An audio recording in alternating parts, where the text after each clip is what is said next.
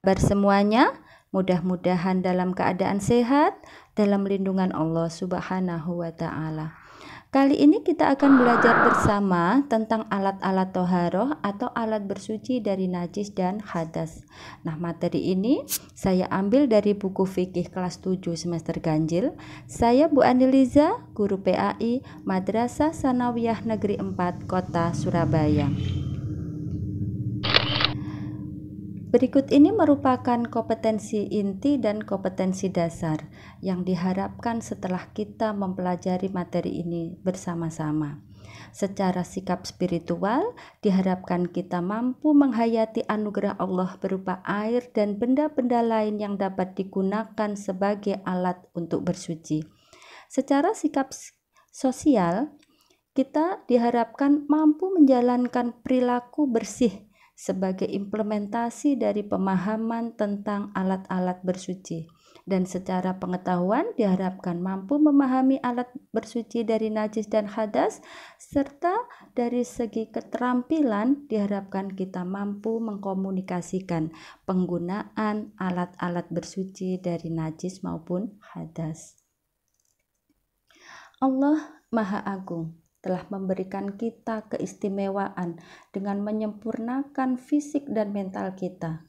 Allah menganugerahkan kepada kita mekanisme tubuh yang sempurna juga, termasuk melengkapi tubuh kita dengan alat pengeluaran yang berupa dubur dan kubul. Tempat kita mengeluarkan segala kotoran, najis, dan sisa-sisa metabolisme tubuh. Oleh karena itu, sebagai kaum muslimin kita harus yakin bahwa kebersihan tubuh itu sangat penting. Nah, ternyata ilmu kedokteran juga menetapkan bahwa kebersihan kubul dan dubur itu sangat penting bagi kesehatan tubuh karena keduanya merupakan area paling rentan dihuni oleh kuman, bakteri maupun mikroba. Oleh sebab itu, hari ini kita akan belajar bersama. Yang pertama kita akan membahas tentang najis, yang kedua membahas tentang hadas, yang ketiga tentang alat-alat bersuci dari najis dan hadas, dan yang keempat kita akan membahas bersama tentang contoh-contoh daripada toharoh. Nah, kita bahas dulu tentang pengertiannya. Pengertian najis itu apa? Najis berasal dari bahasa Arab, artinya kotor. Nah, menurut istilah, najis itu adalah suatu benda yang kotor yang mencegah sahnya mengerjakan suatu ibadah yang dituntut harus dalam keadaan yang suci. Nah, najis ini ada 3 macam. Kita akan membahas tentang macam-macam najis dan tata cara taharahnya. Najis yang pertama adalah najis mukhaffafah atau yang disebut dengan najis yang ringan. Contohnya seperti apa najis mukhaffafah ini? Yaitu air seni bayi laki-laki yang berumur kurang dari 2 tahun belum makan apapun kecuali ASI, air susu ibunya. Maka ketika dia pipisnya atau air seninya termasuk najis mukhaffafah. Nah, bagaimana cara mensucikan najis mukhaffafah ini? Cara mensucikannya adalah cukup dengan memercikkan atau mengusapkan air yang suci pada benda yang terkena najis tersebut. Ini dalilnya dari Abu Dawud dan An-Nasai. Bismillahirrahmanirrahim. Yaghsilu min baulil jariyah wa yurashu min baulil ghulam. Dibasuh karena kencing anak perempuan dan dipercikan karena kencing anak laki-laki. Hadis riwayat Abu Dawud dan An-Nasai. Macam-macam najis yang kedua yaitu najis mutawasithah atau disebut juga dengan najis yang sedang. Nah, najis mutawasithah ini terbagi menjadi 2. 1 najis hukmiyah, 2 najis ainiyah.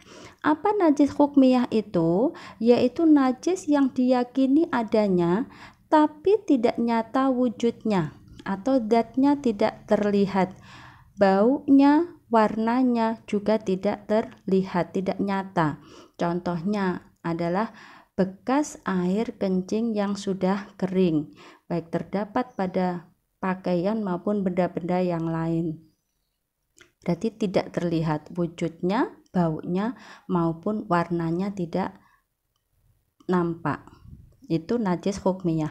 Yang kedua adalah najis ainiyah. Najis ainiyah kebalikan dari hukmiyah.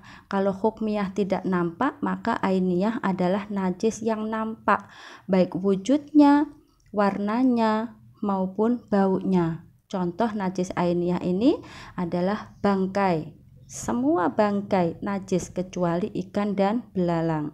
Yang kedua adalah air kencing, kotoran manusia, darah, nanah, muntah, semua zatnya ada, terlihat wujudnya, terlihat warna, baunya juga terlihat. Maka najis yang seperti ini disebut dengan najis ainiyah. Nah, bagaimana cara mensucikan najis mutawasito ini? Jika najisnya hukmiyah, maka cukup dialirkan air pada benda yang terkena najis tersebut. Meskipun tidak nampak, langsung saja disiram di situ. Kemudian jika sudah disiram atau dicuci berkali-kali kok tidak bisa hilang semuanya, maka yang demikian itu insya Allah dimaafkan.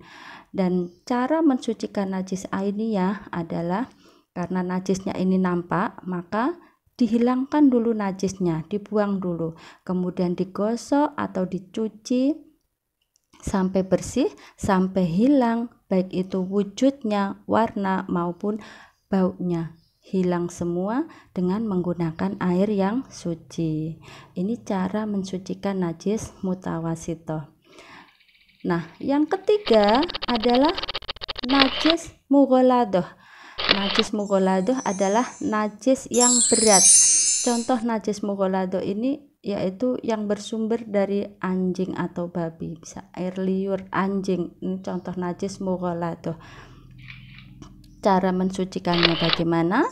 Caranya karena najisnya itu berat, maka otomatis cara mensucikannya agak berat, tidak seperti dua najis yang sebelumnya, yaitu melalui beberapa tahap ya.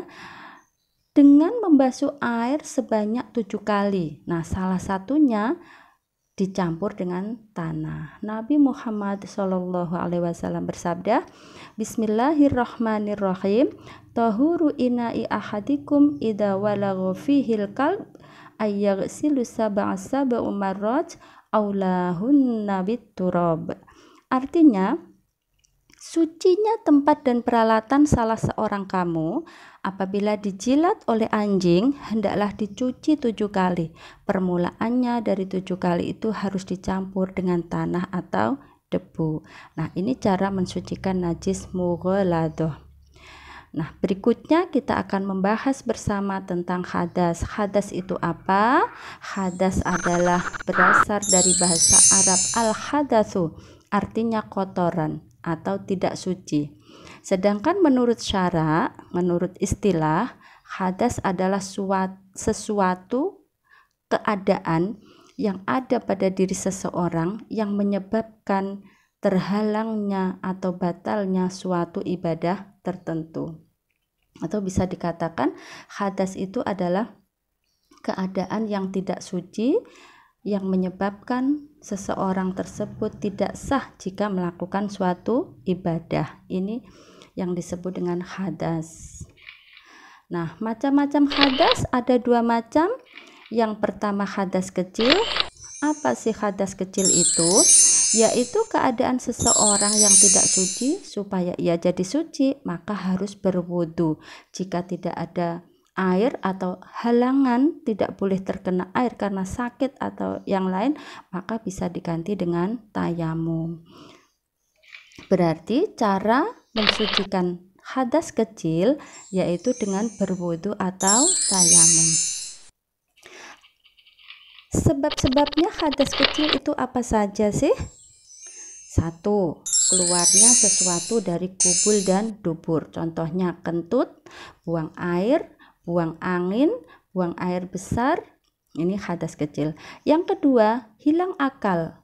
Baik itu sebab mabuk, gila, pingsan, ini termasuk juga hadas kecil. Yang ketiga, persentuhan kulit laki-laki atau perempuan yang bukan muhrimnya. Dan yang keempat, maaf belum tertulis di sini ya. Yang keempat adalah menyentuh kemaluan bagian dalam. Hadas yang kedua adalah hadas besar. Apa hadas besar itu? Hadas besar adalah keadaan seseorang yang tidak suci. Supaya ia menjadi suci, maka harus mandi besar atau jinabat.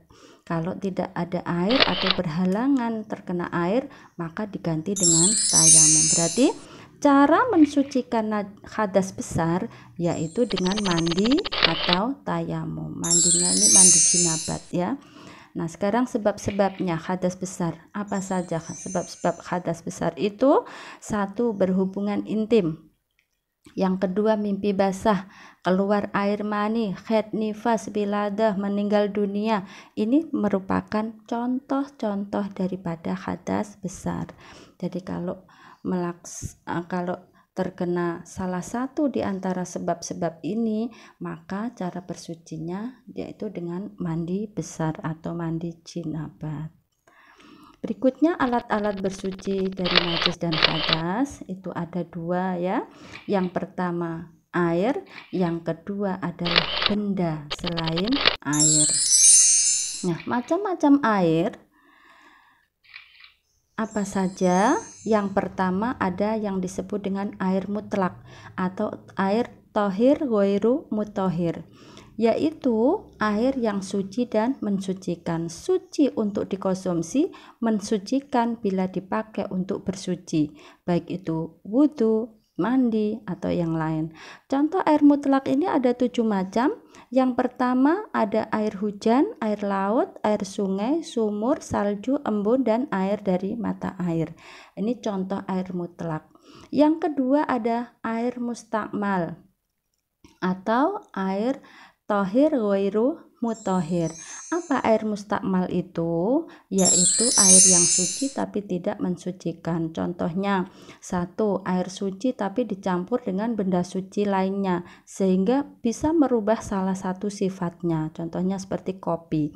Kopi itu dari air yang suci tapi dicampur juga dengan benda suci yang lain, kopi. Jadi warnanya akhirnya berubah menjadi hitam. Contoh lagi teh. Air teh dari air suci, galon suci kan, tapi dicampur dengan teh akhirnya berubah warnanya. Nah, rasanya juga berubah karena dicampur dengan benda suci lain dalam bentuk gula. Nah, air-air yang sudah berubah seperti ini adalah disebut dengan mustakmal, suci tapi tidak mensucikan. Suci jika kita konsumsi tapi tidak sah jika dipakai untuk bersuci. Yang kedua, air suci tapi kurang dari 2 kula yang sudah digunakan untuk bersuci. Jadi bekas air wudhu, bekas air cucian, bekas air kora-korahan, bekas air cuci piring, air bekas cuci piring itu ya, termasuk mustakmal. Kemudian yang ketiga ada air buah-buahan. Contohnya air kelapa, suci untuk diminum tapi tidak suci jika dipakai untuk bersuci. Tidak sah kalau dipakai wudhu, tidak sah dipakai mandi jinabat juga tidak sah. Yang ketiga ada air makruh atau air musyamas, yaitu contohnya air yang dipanaskan pada terik matahari dalam logam tapi berkarat. Jadi dalam bentuk besi, tembaga, baja maupun yang lain, aluminium, tapi logam tersebut berkarat. Maka air yang dipanaskan di atas di bawah terik matahari dalam bejana yang berkarat ini termasuk air makruh, sah dipakai untuk berwudu, tetapi Allah lebih suka jika kita tidak memakai air tersebut. Allah lebih suka jika kita memilih air mutlak untuk dipakai mandi maupun bersuci yang lain. Ini maksudnya makruh seperti itu. Kenapa Allah tidak suka dengan air yang makruh ini meskipun sah dipakai bersuci? Karena Terkadang air ini bisa membahayakan manusia. Ketika imun tubuh sedang turun, maka bisa terkena penyakit, akan rentan. Tapi jika imun tubuh kita itu sedang sehat, maka akan baik-baik saja. Maka Allah lebih suka pilihlah yang mutlak jika kamu mau bersuci. Jadi seperti itu. Yang keempat ada air mutanajis. Air mutanajis itu air yang terkena najis, yang bernajis. Contoh air yang tadinya suci, tapi kurang dari 2 kula dan terkena najis, sehingga berubah salah satu sifatnya, baik baunya, warnanya, maupun rasanya, maupun wujudnya. Air yang seperti ini hukumnya najis ya, tidak boleh diminum, tidak sah juga digunakan untuk bersuci, baik itu wudhu, tayamum, mandi, maupun dipakai untuk mensucikan benda-benda yang terkena najis, tetap tidak bisa menjadi suci karena airnya mutanajis. Contohnya air got tuh ya, air got itu airnya terkena najis, berubah sifatnya, dilihat dari warnanya sudah berubah, baunya juga berubah, wujudnya sudah tidak seperti wujud air asli, air suci yang asli, tidak seperti itu. Berikutnya merupakan macam-macam benda yang dapat dipakai untuk bersuci atau toharoh. Ada yang disebut dengan debu, ini untuk tayamum, batu, kayu, daun, kapas, tisu, semuanya bisa dipakai untuk istinja. Nah, berikutnya merupakan contoh daripada toharoh. Contoh toharoh itu ada yang namanya istinja, ada lagi wudhu, ada juga tayamum, ada juga mandi besar. Ini contoh-contoh toharoh atau contoh-contoh bersuci, dan juga masih ada yang lainnya. Ketika kita ngepel juga termasuk toharoh, ketika kita cuci piring juga termasuk toharoh. Jadi toharoh sangat dianjurkan dalam agama kita. Ketika agama kita itu menganjurkan sesuatu, maka di situ kita akan melihat kebaikan di balik sesuatu yang dianjurkan oleh Allah itu. Tetapi ketika Allah melarang sesuatu, maka pasti akan ada madarat yang tersimpan ketika Allah